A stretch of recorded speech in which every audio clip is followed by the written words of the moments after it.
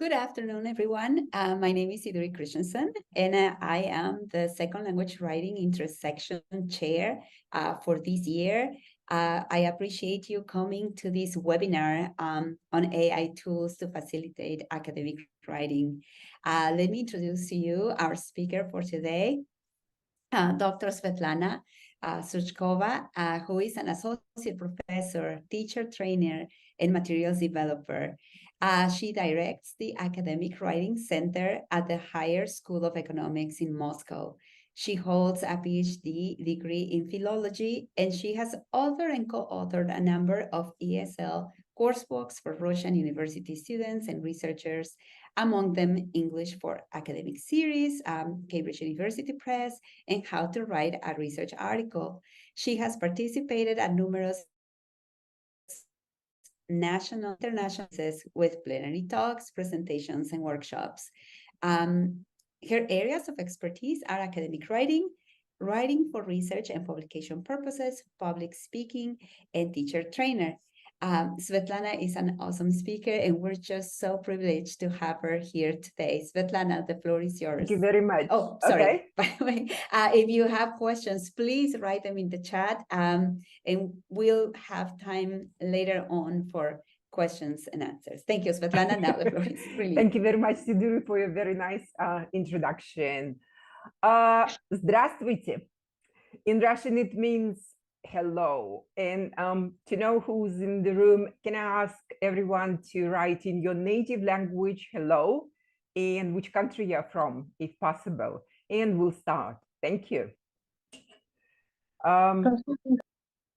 Siduri, you've challenged me actually to talk about the topic which on the one hand fascinates me. On the other, it makes me come out of my comfort zone because artificial intelligence is not a low-hanging fruit and you have to learn and learn and learn and never stop. Okay, let's see what's there in the chat. Okay, Estonia, United States, Canada, Russia, fantastic. Okay, USA, Turkey. All right, great. Okay, please do add.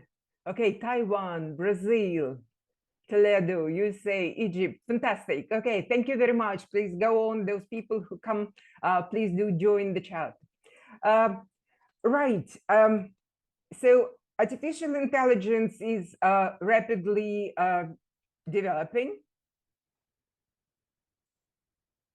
And definitely it's transforming our life in all aspects. And the instruments have been becoming more and more sophisticated.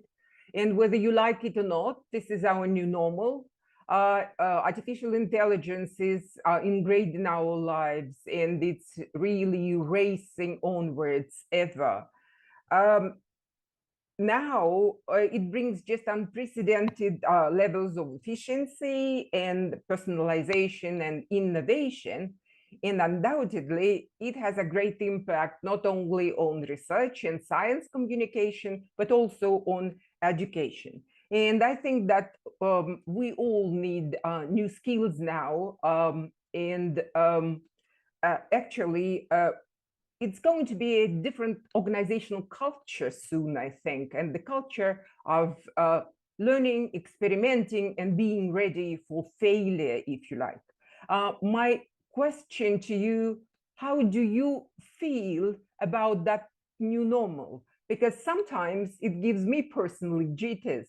Could you please just add an emoji to show how you are feeling about just that artificial intelligence coming into life so rapidly? Could you? Okay, I see different reactions. Okay, some people are amazed, some are happy. Okay, fantastic, fantastic. Thank you very much for that.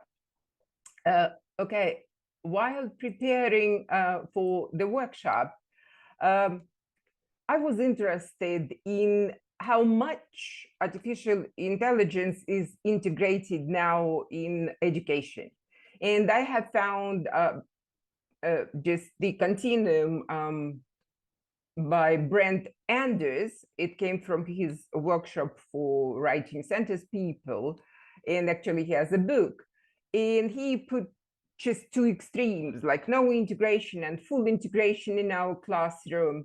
And you see here that on the one hand, some people only just discuss it in the classroom, that it's there. And the other extreme is that students use artificial intelligence for all aspects for assigned work, and they do not need to declare that they're using this.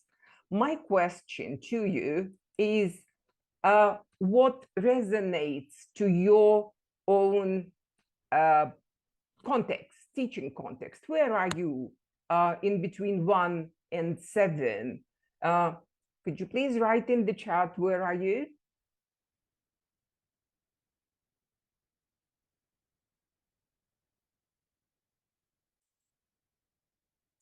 1, 5,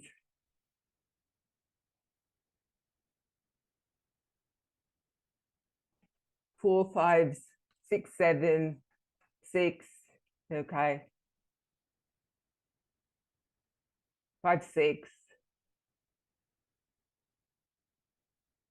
That's great to have just a diverse audience now here. That will give us just some food for thought, and it's going to be a platform for just discussing best practices, because definitely what we believe in, our teaching beliefs and our awareness of what's available actually is translated into the practices. And while preparing for the workshop, what I saw was that, okay, in some universities, all text generators are blocked, okay? And there are some practices that include oral exams instead of writing essays, for example, to check the performance of people. That was funny for me, that some people go back to handwritten papers only, which are accepted, which is kind of weird to me, right? But there are people who encourage students to use for certain tasks, making them part of the syllabus. And I'm just interested in what resonates to you personally. Do you use, and how much do you use artificial intelligence in classroom or home assignments? Could you please just reflect on your own philosophy, on your own assumptions about what's right, what's wrong with artificial intelligence, what can be accepted or what cannot be accepted? I will tell you about my context. You see, I direct the writing centers Siduri mentioned, and the writing center was launched. It is one of the first writing centers in Russia, by the way. It was launched some 12 years ago with a mission to provide support to academics, to research and teaching faculty in their writing journeys for publication. Because one of the well, publish and perish, that's the epoch we are living in, actually. And to provide support, this project was launched, and all the services are free for High School of Economics academics, which is a big bonus, I think. But our audience is very, very diverse. And some people like really come from some people are very prolific writers in Russian, say, and they're very good academics, but the audience differs very much. You see, they have different level of English and digital expertise. Some people are not aware of the available tools, but some become just ardent users, ardent adepts of artificial intelligence. What we do, we conduct surveys to learn about the requests of our clients, and artificial intelligence comes on top usually. And to meet their needs, what we do is we organize workshops and courses and invite experts and collect helpful resources. For example, just last year, we started with a series which we called just Artificial Intelligence Menu, and we spoke about ChatGPT. And more events are planned for this year. But I would like to say that we use, as our audience are adults, and they are motivated because they need to publish their papers in English. We use the approach relying on their qualities. All of them are autonomous. And what we do, we raise the awareness of what's available on the artificial intelligence market. And we offer hands-on activities to them so that they could explore the tools on their own, just writing prompts about the topics that they are interested in, and they should decide how accountable, how reliable these resources are. I called it 3A's approach, and this approach works with our audience. But I clearly realized that audiences are different, and this may not work for university students, for example. We'll talk a little bit about this. Okay, what we're going to do today.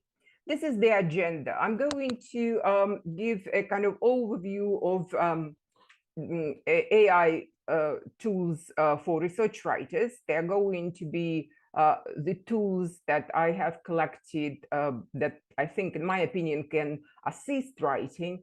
And I categorize them in three classes. Then I'm going to invite you to reflect and talk about benefits and dangers and pedagogical implications of using artificial intelligence in education. Okay, but before I start talking about the tools, I would like to ask Siduri to share a list of resources that we have compiled, and this is what it looks like. It's a PDF document, and Siduri kindly agreed to share it with you in the chat. Okay, thank you. And I think that all teachers are lifelong learners, and I think we all need something for our individual exploration. So after the workshop, if you are interested, you can go and use those resources. You see that it has the name of the resources, the link. We tried very concisely to write the tool's strengths, and left some comments to you. Okay, before we start practicing the tools, because I'm going to give you live demonstrations of some of the tools and talk about others, I would like to explain how I have chosen those tools. First of all, I classified them into three categories, like literature search and summary tools, text generators, and editing and proofreading tools, because it is closely connected. These three categories are closely connected to the three major stages of writing: preparing to write, when we read, well, I'm not talking about doing research, but what at least we read, okay? Then drafting or writing per se, and then revising stage. Plus to that, I had in mind several principles of picking up the tools, because you see, this is an avalanche of resources, a galaxy, and that's very hard to orient ourselves, what's good, what's not good. So I decided to think about three things. The first is that all the resources are free. For many people, it's important, okay? The second principle is that all of them are very learner-friendly, they're easy to use. And the third principle is that they are reliable. I can just predict that there might be a question. How can you say that these tools are trustworthy? Okay. As I mentioned, we use our clients' expertise, and that's what they tell us, that they are reliable because it's easy to check their correctness and accuracy, and that's what they recommend and use. So these are the principles, okay?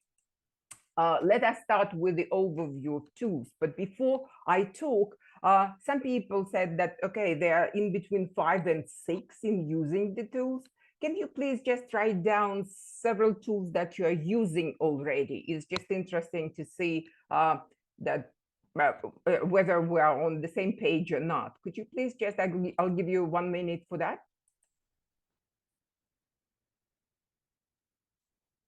And the link of resources is coming. Don't worry. GPT. Okay. Everyone speaks about GPT, and that's why I decided not to talk about it, because there's lots of literature and research now, and only lazy people do not speak about Chat GPT. So I said no to it. Okay. Okay. Bing Chat.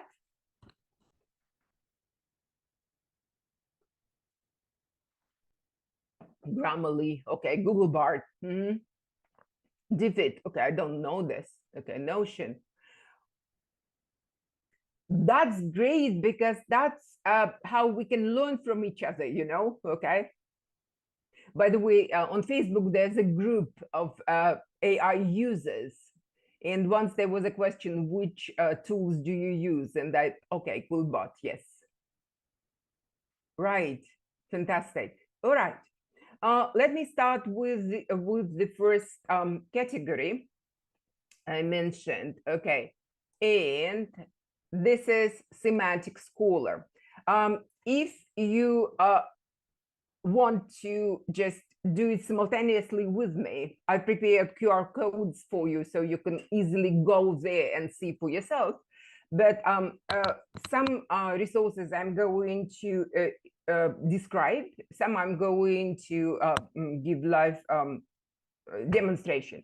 The first is Semantic Scholar, and I love this resource very much. You know, their slogan is helping scholars discover new insights, which is a great resource.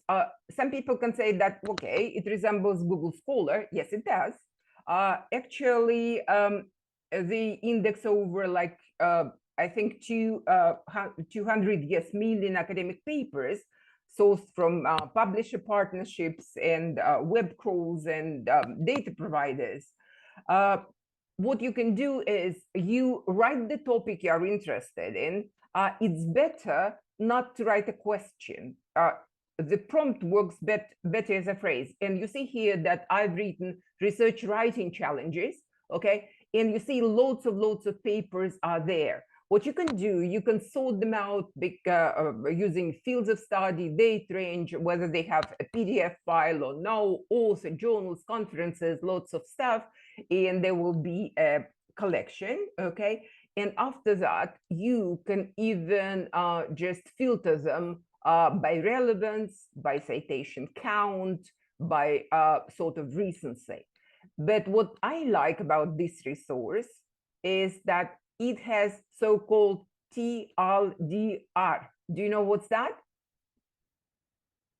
Too long, don't read. I love this abbreviation because, yes, reading actually is very time consuming, and you can't disagree with me here, right? And the idea for this very short summaries is fantastic because it gives you the super short description of the main objectives of each research and the results of the paper. I would like to say that this tool works very well for computer science people, for biology and medicine, for hard sciences. But my recommendation is to try it, and you will be fascinated how many papers will come.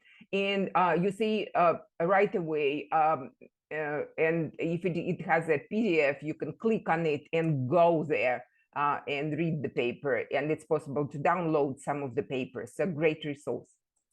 Okay, another resource which is similar, and I love it very much. It's new, it's illicit, and I think that it's a good name for the resource. Okay, you see, I just have a screenshot of the developers.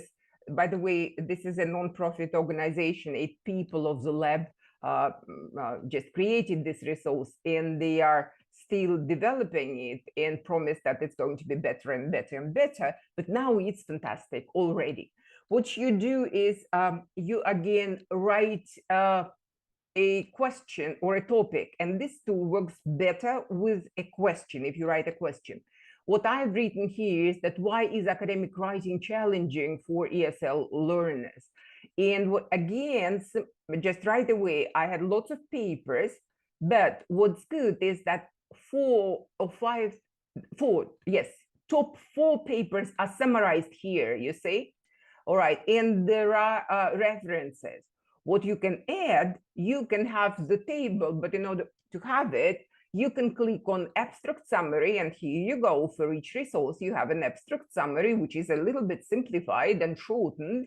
Then, if you are interested in what kind of experiment it was, you can click on intervention, and immediately you will see whether there was an experiment or not, okay? See, some papers don't, some have. You can even learn about the outcomes and number of students, for example, or number of people participated in this research. So lots of things. But again, I would like to highlight that this tool, as well as Semantic Scholar, works very well, but for the first stage when we are preparing to write. And this just saves time for understanding and how many people write about this topic, what areas of research is, and we need use our brains, not the machine this time, okay, to evaluate whether this paper is relevant or not. So we are needed actually. But the advantage here is that it condenses extensive just texts for very concise chunks, which is easy to use. And one more thing is that you know that all the resources are trained on very massive amounts of texts, right, and language models, and very many work based on keywords. But this tool recognizes even synonyms, which is fantastic. Or if you have a spelling mistake in a keyword, it still recognizes and finds what you are looking for. So I love this resource. It needs registration, but it's fantastic, and it's going to be more and more fantastic. Please use it. All right, and this is what I've said. So concise chunks down, and this table is downloaded. All right, now I would like just to stop this demonstration. Oh no, I would like to have just a different demonstration now, because I'm going to talk about the okay, here we go. I'm going to talk about a size space, but what I'm going to do, I'm going to show you just a live demonstration. So this is what it looks like, its homepage. What we are going to do is we are going just to write, okay, what? You see that there are some of the things that I have already tried. Let us just write what challenges do ESL writers have, okay? All right, it doesn't look this, but it gives you a suggestion. What are the challenges that ESL writers face? You can click on that, see what happens. Okay, what you see is a list of papers, okay? Now there are 10, but if you scroll down, you can see that, okay, show more papers, all right? What you can do, you have a summary from 5 top papers, and it's similar to Ulysses, right? But if you click on the references, it's clear from where those ideas come, okay? It has insights, it has too long, don't read, again, condensed size, and instead of describing the experiments, it has conclusions. So this is similar. Very many just do this. What we can do here is we can again filter whether it has a PDF, whether these papers come from open access, or more filters. We can click on that, year publication, or if you click, say, on the first thing, we can click on show more selected, if there are selected, and these are close to the paper. But if we go to homepage, you will see here that, okay, there's literature review, right? And that's exactly what we had, that table for literature review, basic. Of course, you're not supposed to copy and paste, but you're supposed to read to decide whether the papers are relevant or not. But what I love is Copilot here, because you can drag and drop your file, okay, and it will condense the text for you, okay? There's citation generator, and you need to know the style, okay? But what is interesting here is that there's a paraphrase tool, which might be interesting for students. What I'm going to do now, I'm going just to copy, just to demonstrate, to copy and paste one of the texts. Okay, I'm not going to use this. I'm going to copy and paste my own, okay? As for the demonstration, it gives just the sample. Okay, this is just a text, okay? I clicked on paraphrase. You see, it is longer a little bit, okay? But still, it might be good. But what's funny, I'm going to show you what I did for paraphrase. One more thing. I've prepared, okay. What I've done is that from the table I've shared with you, I had the bulleted list, you see? And see what happens if you need the text. So imagine that these are your notes, just notes, very brief notes, okay? You write to you click on paraphrase, and you have a text already, all right? You can play with that. It's not perfect, but nobody's perfect and nothing is perfect, but still it gives you some ideas, and it gives you for example, if your sentences are too long, it can shorten your sentences, or combine the sentences if they're okay. If you have long sentences, the tool shortens them. If you have very short sentences, it may give you some strategy for combining them. What is good here? I'm not sure whether it's just really right, but what they promise, they say that it has 98% of accuracy to detect if your students or if you used artificial intelligence, or it is human generated text, okay? But you see, what I did is I put the text here, and I had a detection report, 33% moderately human, okay?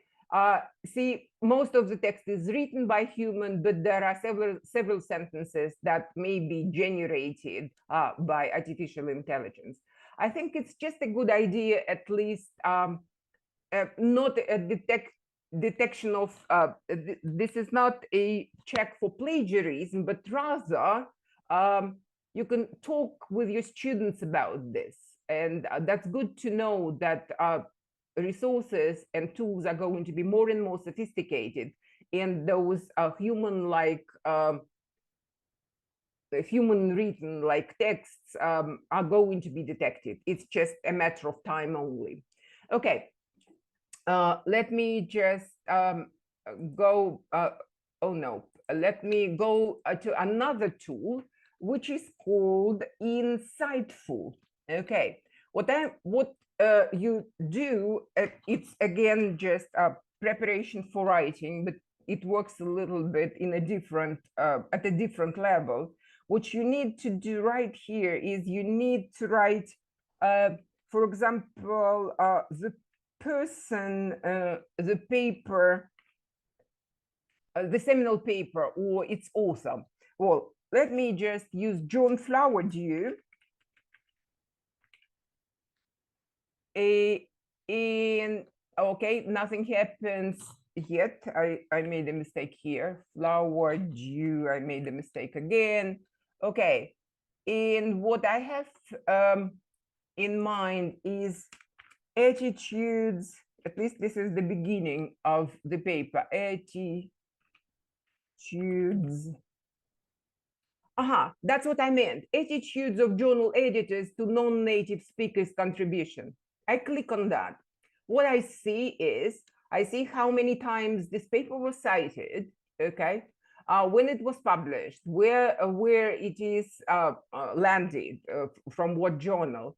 But this is another way of visualizing how all the papers are connected. If you use lit maps, for example, this is a similar way. Lit maps work the same.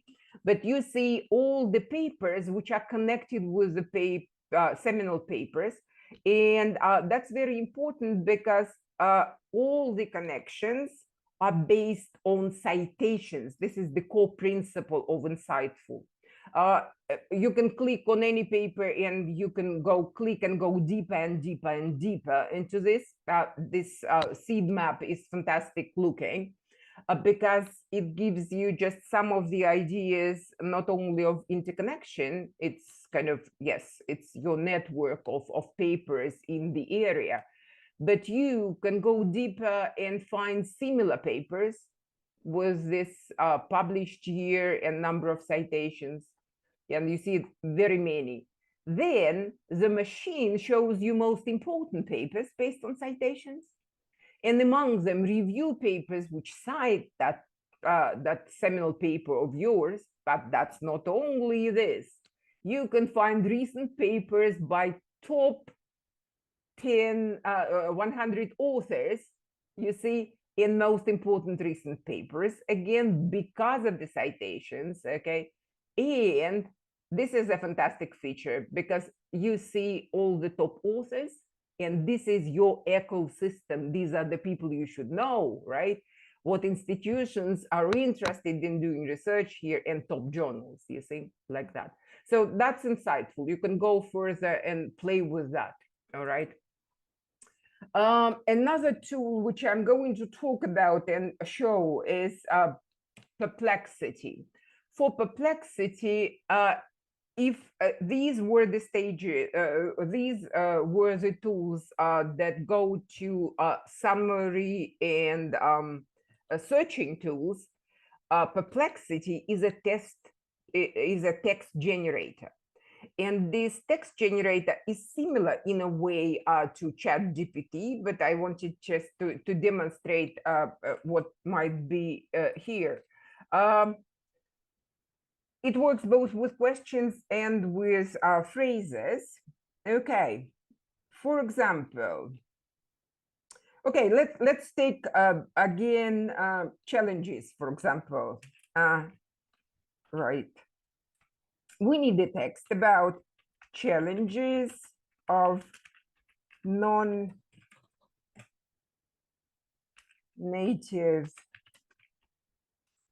speakers of English in writing, all right? Okay. You see, what's important here is to give the focus. What the machine can see, can browse and analyze is all the resources, but it can look only at published papers, academics, or it can even go to YouTube, you see, or have blogs. Let us take academic, for example, all right? What happens? First, the machine gives sources and you can check them. That's why I told you that, okay, I've checked, I picked up the resources because of their accountability, because you can see, and it is, you see, it is connecting with Semantic Scholar because that's what it browses. And you gave the topic and the answer. So it is a generated text, okay? Of course, it is not the text, and we should teach our students that you should not just pick this up. But what it can give you just directions, probably the angles you haven't thought about yet, or it can give you just some interdisciplinary connections. So it gives you food for thought. This is the idea. So it's good at the first stage as a first draft, not yours, but you can work on that, expand on this. What's good that you can use Copilot again, and even if you haven't come up with the suggestion, the machine comes with suggestion. You see, what are some common challenges? You can go there. All right, and just in a few seconds, you will see more of the text. All right, and you can ask follow-up questions and go further and further and further. Okay, so that's a text generator. If I go back to my presentation now, okay. Oh, just a sec, I go back to, all right, where are we? We are here, okay, in Perplexity, right? Okay, I'm going to show you one, oops, okay, insightful, sorry about this. Okay, Perplexity, that's what we talked about. Okay, one more tool is Good AI. And this tool is a little bit lower level, not that for research writing, but it can be used for essays with students. But what we recommend is we recommend it as an outliner. It's good to structure the paper. Some Russian writers just struggle with structuring the paper in the way it is expected in the English-speaking world. Okay, and there are options. The differentiation approach is integrated here. You can get a lot of help. That means blank page, you give just the topic and here you go, you have an essay, or you have little help, okay? So what I did is I just gave the topic teaching writing to SL learners and I use it as an outliner. And you see, it's very, very structured way. Introduction, point one, point B, then the body paragraphs, several points, and then the conclusions. Okay, that doesn't mean that I'm going to talk about, but still, maybe some ideas I haven't thought about yet. It's good just to have something of the similar kind. It's definitely good for students, I think, for teaching them how to structure papers. All right. If we come to the third category of tools, proofreading tools, I'm not going to talk much about them because I'm sure that you use many of them. Marking Mate is a good resource. It works very well with the texts of 2,000 words. It looks like that. You just copy your paper into the box and you get the report, you see.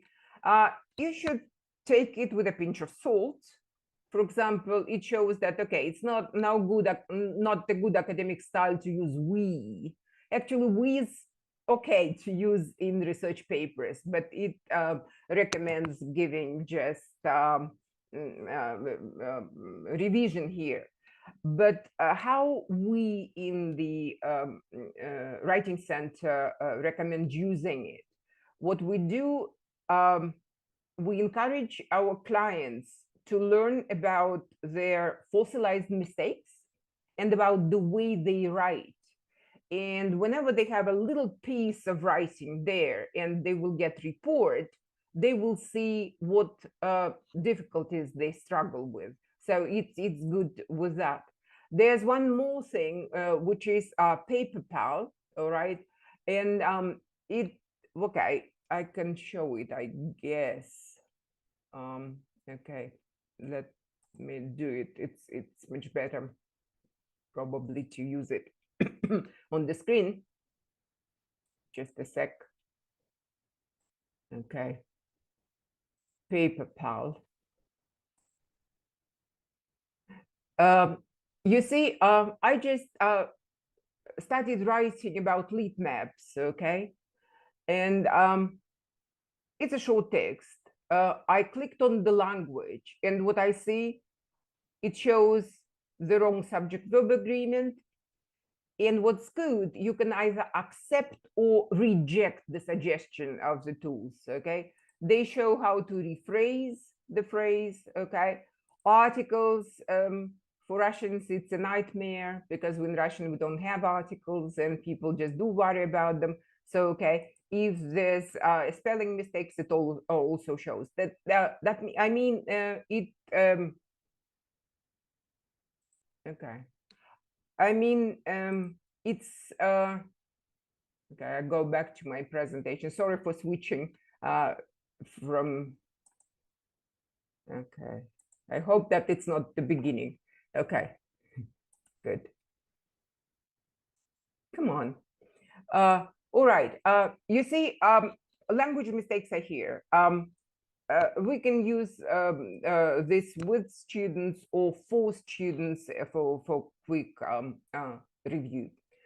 Okay, if we go further, I would like just to have some time and invite you to talk about just benefits and dangers, if possible. Okay, how are we about time? We don't have much. Okay, definitely.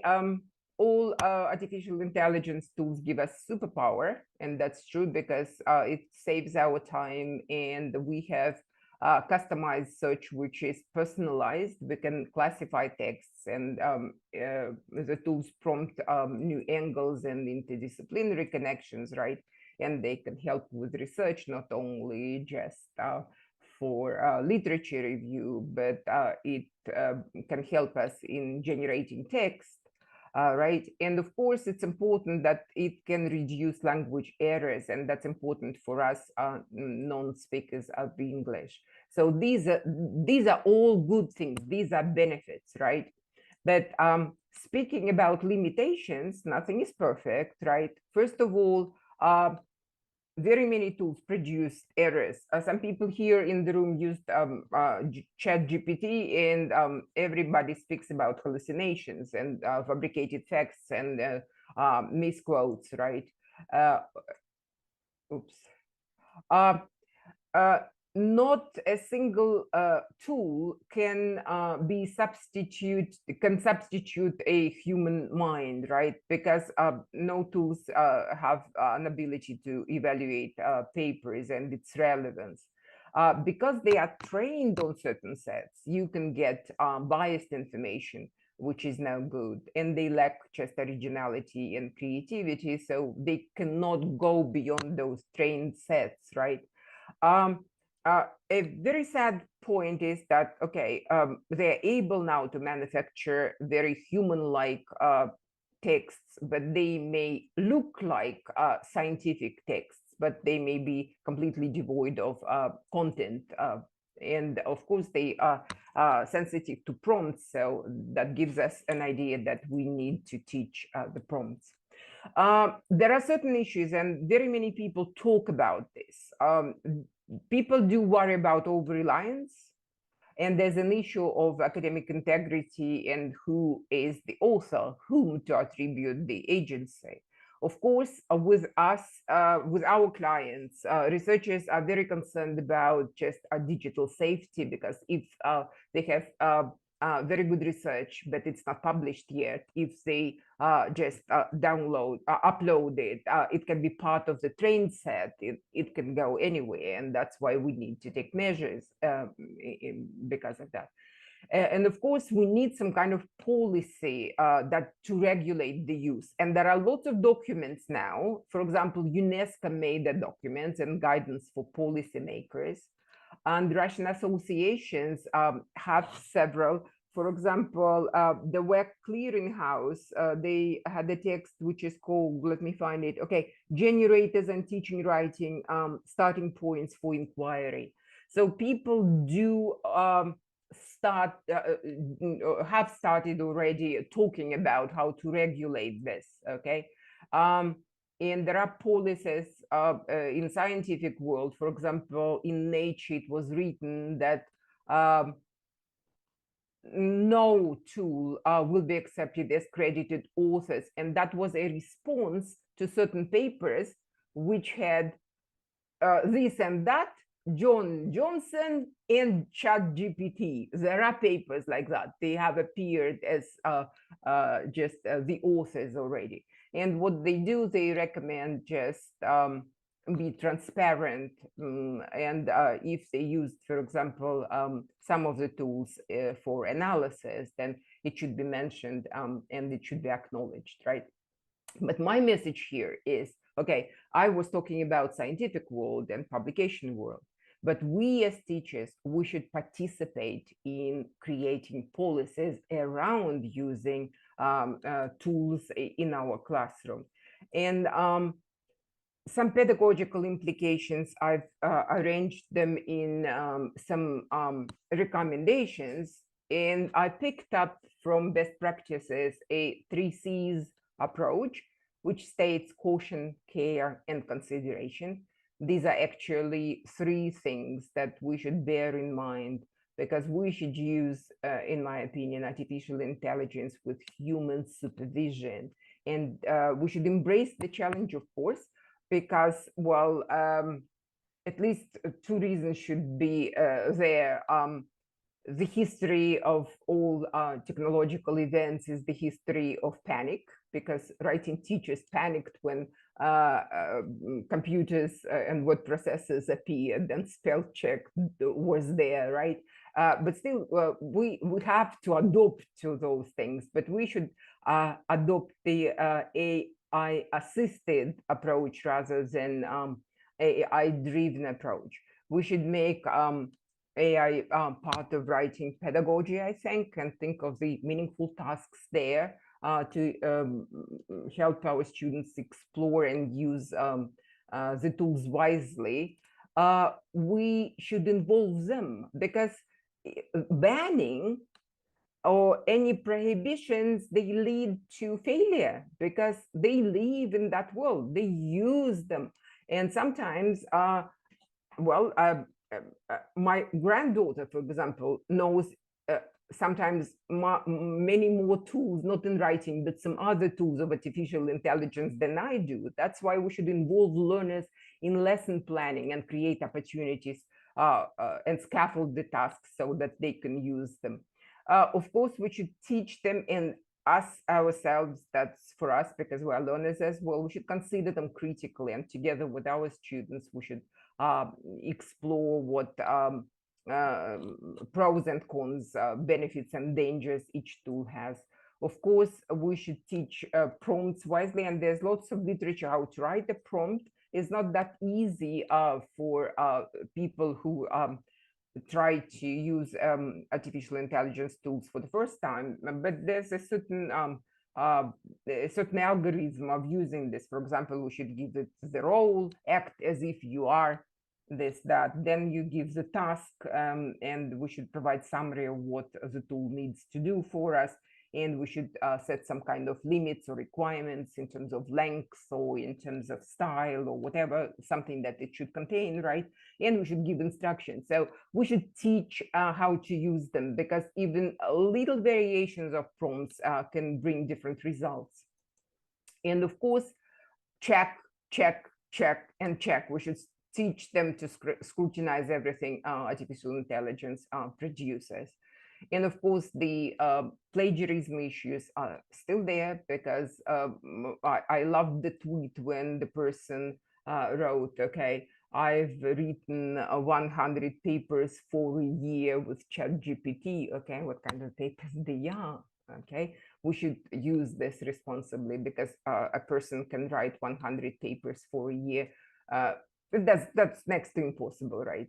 Whatever research you have, we should use the tools responsibly and wisely, and the same should be taught to our students, right? Just finishing this, I love this quote from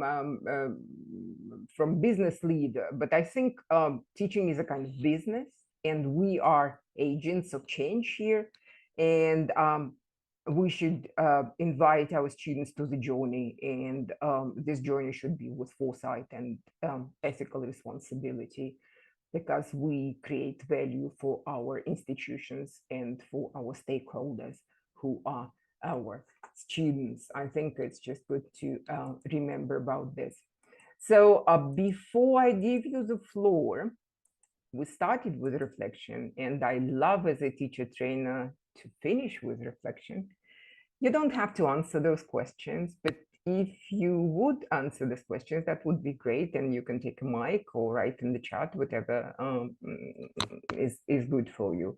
But I think just these questions are important. Do we really think that artificial intelligence do more damage or provide more help? Does it revolutionize learning or facilitate students cheating? And not only students? Shall we ban its use or educate how to navigate the tools responsibly? Is it a threat to writing education, or it's a writing assistant? And what is our role? That's important.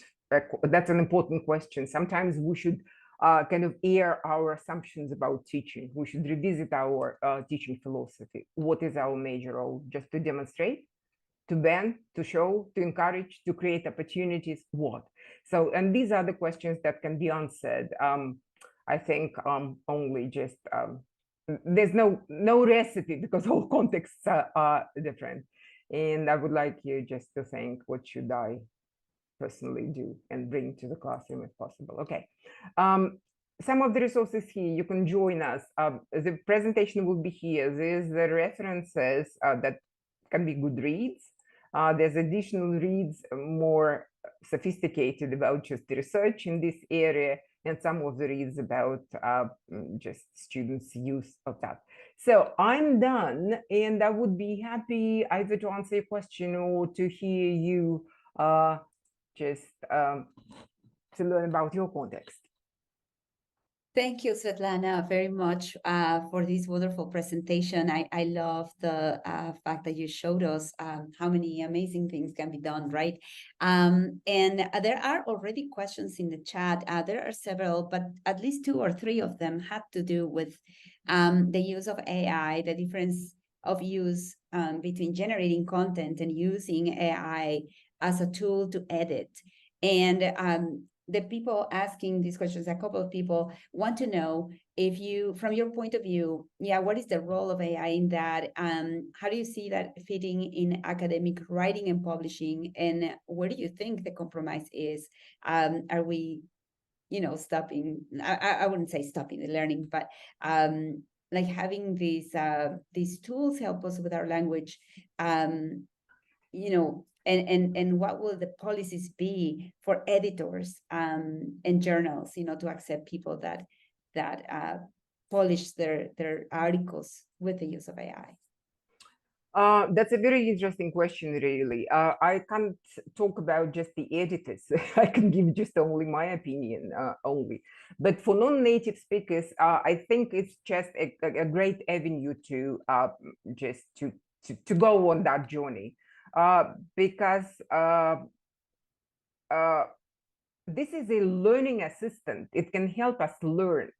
And if we take, and I mentioned earlier, if we just upload the text to find out what difficulties we have in writing, and artificial intelligence gives us recommendations, this is a learning tool, I think, and we should use it. But I do agree with the policy of nature, for example. So you can't just give the topic to a text generator, have it polish a little bit, just tweak a little bit, and give it as your own. You can't do this. But for example, those searching things that I showed you, and you see, it was just this balance. I started with more just summary tools.